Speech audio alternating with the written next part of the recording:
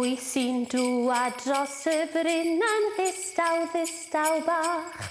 Ei farf yn llais a'i wallt yn wyn a rhywbeth yn neisach.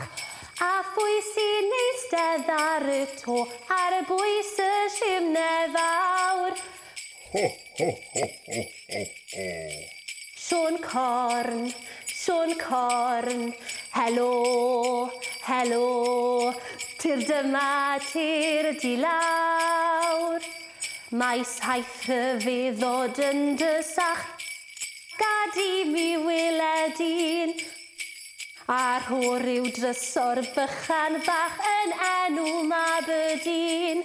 Mae'r gwynt yn oer ar frig y to, mae yma disgwyl mawr. Sion corn, helo, helo, tir dyma tir di lawr.